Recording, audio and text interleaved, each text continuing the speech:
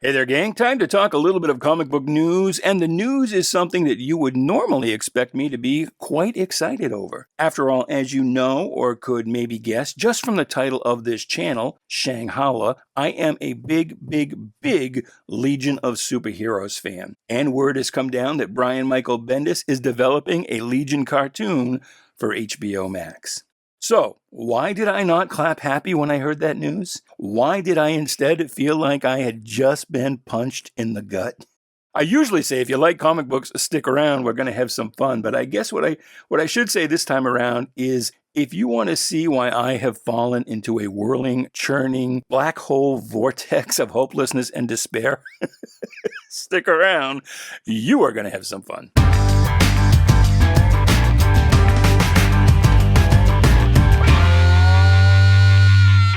Hey there, Bubby. Welcome to Shanghalla. My name is Duke, and this is a Mission Monitor Board segment. And that is when I make it my mission to monitor the health of the comic book industry and then to bore you to tears with my thoughts and observations. So, this news came out this morning, and I first saw it on Facebook. A lot of the Facebook groups that are dedicated to the Legion were posting about this, posting little snippets, screenshots from where it came from, although a lot of them didn't say exactly where it came from, just that it came from, Brian Michael Bendis, but via what platform wasn't really clear. So I Googled it up, found a few websites. The first one, Sci-Fi Wire or Sci-Fi Wire. I'm still all these years later, still annoyed by that name change. But yeah, I got to tell you, I was not a fan of the most recent Brian Michael Bendis Legion series. I don't know why anybody in their right mind would base a cartoon series off of that failed property, basically. Now, the Legion has been around since 1958. It's a very successful property, although it's arguable that the last couple of decades have been mostly direct. And certainly Bendis's Legion was bad. We'll talk about, some of the reasons why that is, but just, on a business sense, just on the face of it, why would HBO Max want to base a cartoon series on a property? Again, this is Bendis's version of the Legion that he started in 2019. It only lasted about 12 issues and then a couple of future state issues. Hasn't been published in more than a year. Had terrible sales. Why would somebody at HBO Max think, hey, that's what we should do a new cartoon on? And here's the greatest affront to all that is holy. In Bendis' own words, this cartoon show is going to be a quote-unquote adult animated series. Now, what exactly does that mean, adult? Does it mean like, the latter seasons of the Young Justice show on Cartoon Network, where it was clearly made for 40-year-old fanboys, not the Saturday morning set? Or does it mean, as I suspect, something closer to the Harley Quinn show currently on HBO Max? Now, yes, teenagers in the Legion of Superheroes, if you don't know the entire membership, they're all teenagers. Teenagers do swear, they do talk about sex, but that kind of thing is really inappropriate to these types of characters, I believe. It works for Harley Quinn. Now, I'll grant you that on that show, it took me a little bit of getting used to. At the first F-bomb, I was kind of clutching my pearls. It took me a second to kind of ungasp a little bit, as it were, but that did work. But for the Legion of Superheroes, again, who at HBO Max thinks it makes sense, thinks it's a good idea to do an adult-themed series about teenagers? That just... Now, this doesn't mean that I think we should infantilize these characters. I mean, these days, last 20, 30 years, anytime they try and make something for kids, for 7, 8, 9-year-olds, it's the kind of thing that when I was 7, 8, 9 years old, I would have turned my nose at. I would have been like, you're fucking kidding me. So, yeah, kids do swear, but still, these characters, I'm not saying that a Legion animated series needs to be Super Friends in space, but it's not 30-something with superpowers either. I don't know, man. I think that somebody at HBO Max just really doesn't understand the characters. And frankly, I don't think Brian Michael Bendis understands the characters. He says that he's a rabid fanboy of the Legion, but why then is he selling us rancid fan fiction. That's what it amounts to. He does not understand these characters. Under his direction, the most recent Legion series was not really the Legion at all. Again, I'm not opposed to change and tweak and updates, and even to a certain extent, gender swapping and race swapping and things like that. All of that has its place, but Bendis never really got these characters, and I believe that he made these changes not just to put his stamp on it, but to sort of recreate the characters, taking advantage of the names. You've heard of Rhinos, Republican in name only. Bendis's Legion has been Kynos, characters in name only. That's what the comic book series was. That's why it was so unpopular and it didn't sell, because it alienated just about all of the old Legion fans and then didn't pick up enough new ones. Now, maybe he's convinced somebody at HBO Max that, his take is going to bring in enough new fans to make up for all the ones he's chasing away. But I got to tell you, it's not just the inexplicable changes that Bendis made to the Legion, both inexplicable and unexplained. That's the key, unexplained. His Legion series was objectively bad. It wasn't just bad Legion, it was bad comics. And I'm just, the thought, just the barest whisper that he's going to bring that to millions of people in an animated series. Oh my God. I mean, clearly somebody at HBO Max, or maybe I should say somebody at Discovery Plus, who's going to end up inheriting this by the time that all comes to fruition, because we all know that a cartoon series takes quite a while to develop and get from, conception to actual screening. Discovery Plus, I think, is going to end up holding a bill of goods on this. But anyway, at Sci-Fi Wire... And I quickly had to go looking for some other sources on this, just because of the way the first graph on this is written. And this speaks a lot to the state of comic book journalism these days, so-called comic book journalism. This article here says, Brian Michael Bendis, the celebrated comic book writer. Now, let me tell you, Mr. Man, that speaking as somebody who was a newspaper reporter for 15 years, anytime you see somebody described as the celebrated whatever, unless it is in a specific sense, celebrated for a specific thing, but if it's just general, the celebrated blah, blah, blah, well, you're not reading a news article. What you're reading there is public relations. That is somebody's PR piece. So it says the celebrated comic book writer and Eisner-winning co-creator of blah, blah, blah. Eisner-winning, okay, well, there's a fact you can hang some laurels on, all right. But of fan-favorite characters like Miles Morales and Naomi McDuffie. Now, again, we're talking public relations here, because I wonder, if you went up to 100 card-carrying, actual, literal comic book fans and asked them, who's your favorite character? Name your top 3 favorite characters. Or heck, limit it. Who are your top 3 favorite characters from the last 10 years? I don't think 1 in 100 would name Naomi McDuffie. So I had to jump off of this site, because I was like, all right, well, this is a bunch of PR. This is not an actual news article. But anyway, the other weird thing too is as I jump from news article to news article, they're all citing Bleeding Cool. They always say, Bendis said it in a newsletter, and then parentheses, via Bleeding Cool.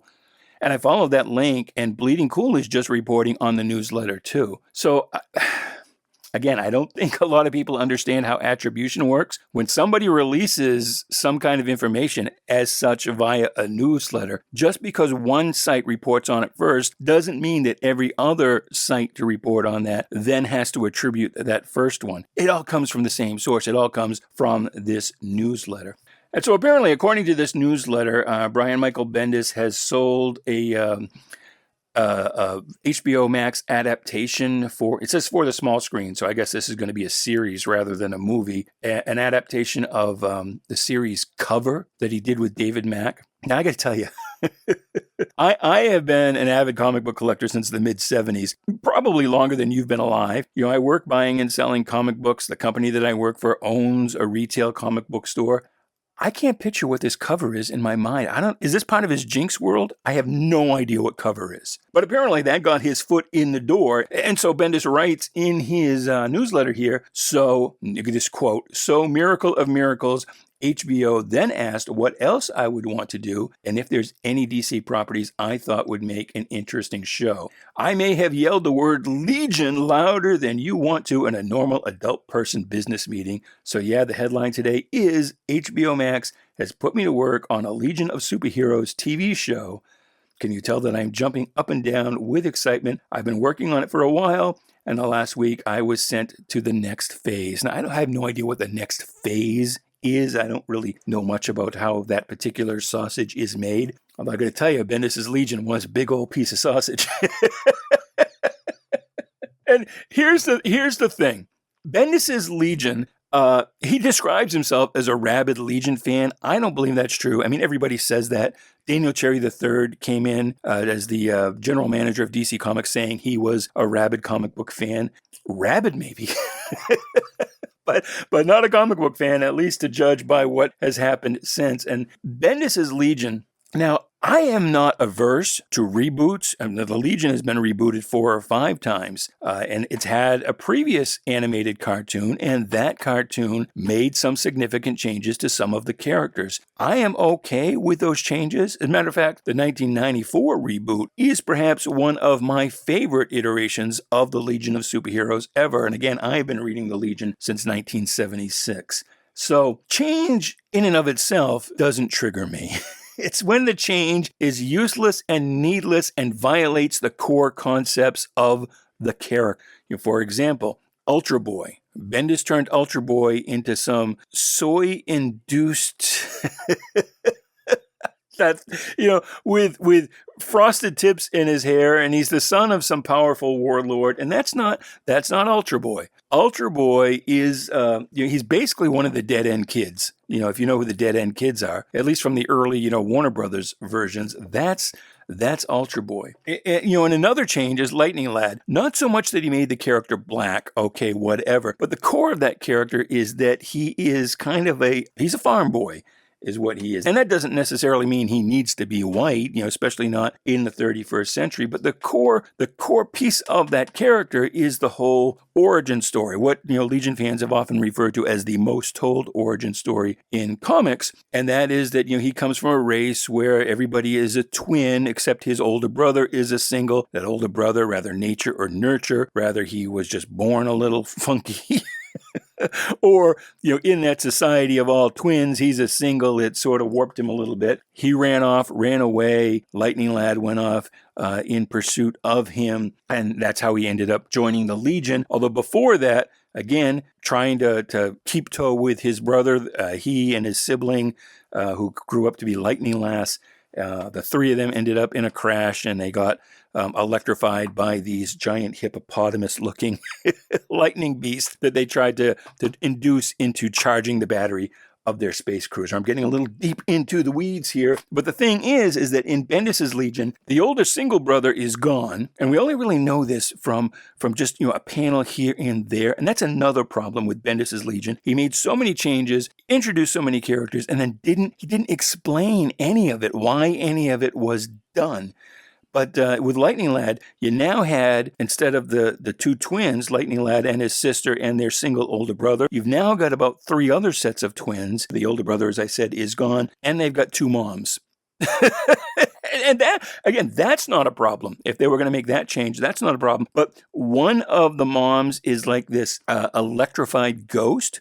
So they've changed the whole origin for no particular reason. You've changed the core of the character. The other thing, another big change was with Mon-El. Now, when Bendis introduced this Legion, he tied it into Rose and Thorn. You may not even know who Rose and Thorn is. It's like a D-list character. But he decided that in the Rose persona that she could live, she was immortal, and she lived 1,000 years and saw everything from now until the future. And she ended up not joining Legion, but becoming sort of the character of Sean Aaron, the science police officer who served as a liaison officer between the Legion and the United Planets, sort of took on that role. So now Sean Aaron, core character, is gone. This character is filling it, but she also replaced the core concept of Mon-El You don't have to have him having lived 1,000 years and seen everything, since you've got this new person doing it. And they turn Mon-El into this weird, he's not even a Daxamite anymore. He's a Kryptonian, and he's jealous of Superboy, and he's like a bad dad. He's got a kid or something,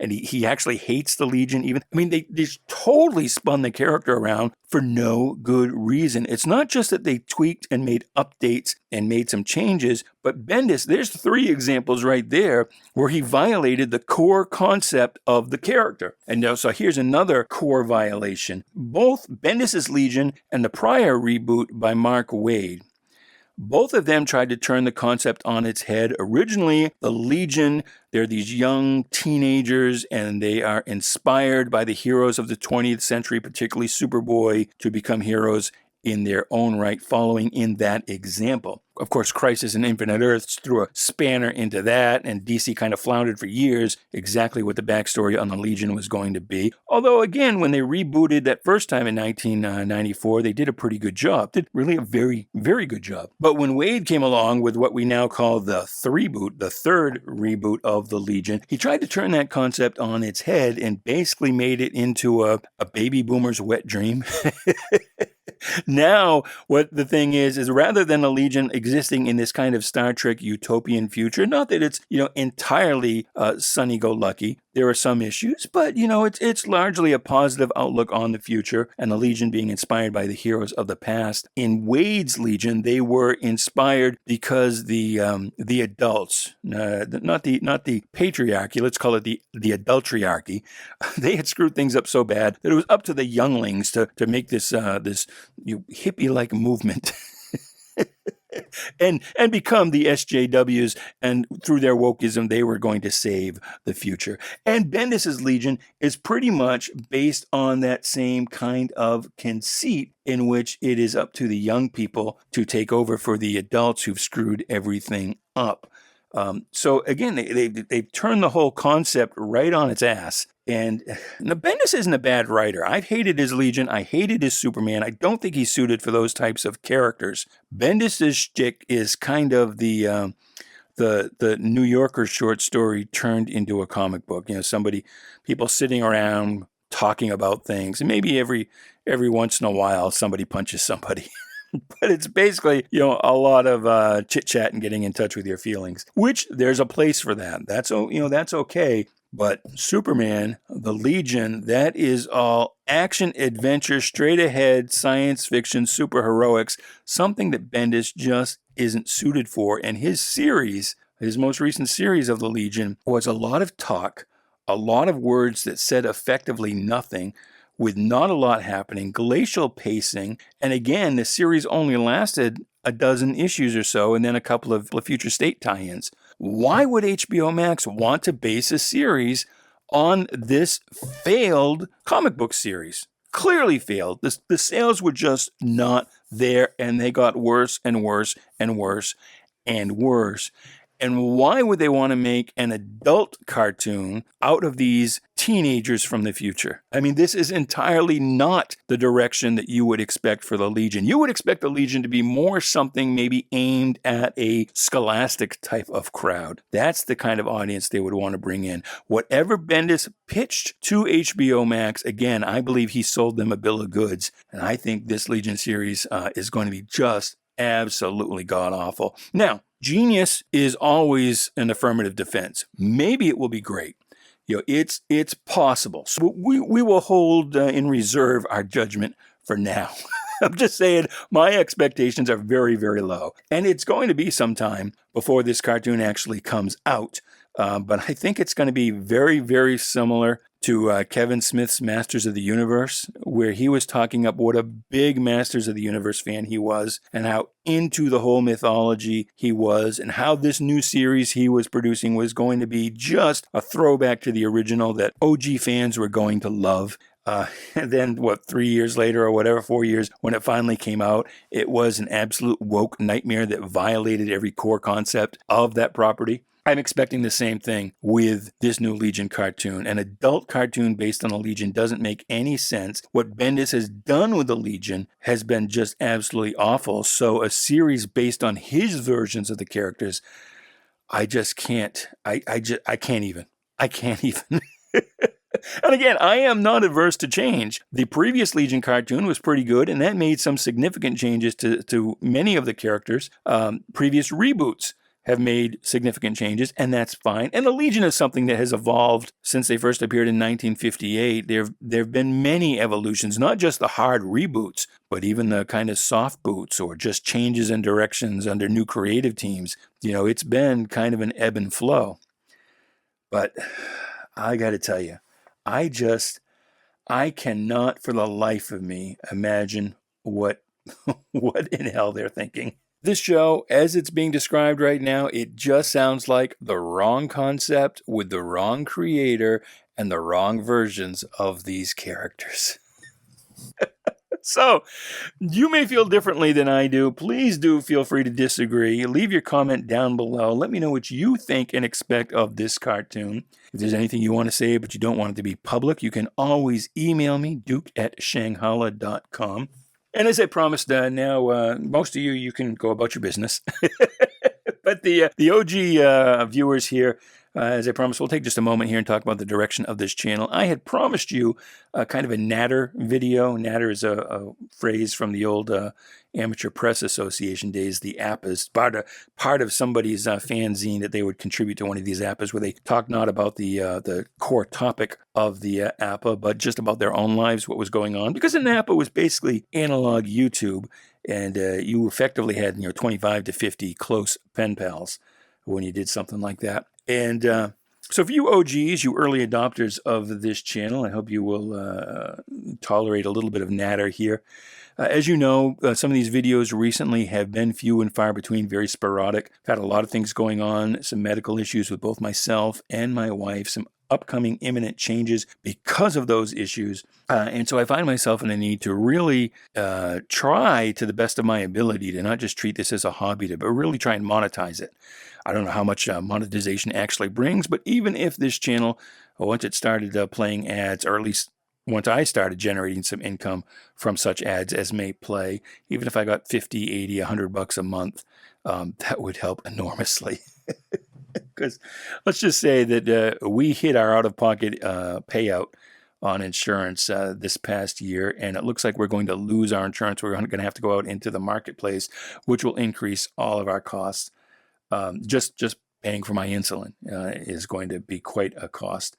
So, yeah, I got to monetize. And so it seems like these news and commentary videos are the kind of things that I have to do moving forward.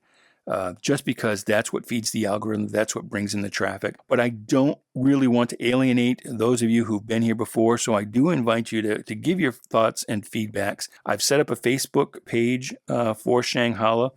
Actually, what I did is I reactivated a page I used to have from an old blogger Shanghalla site that I had.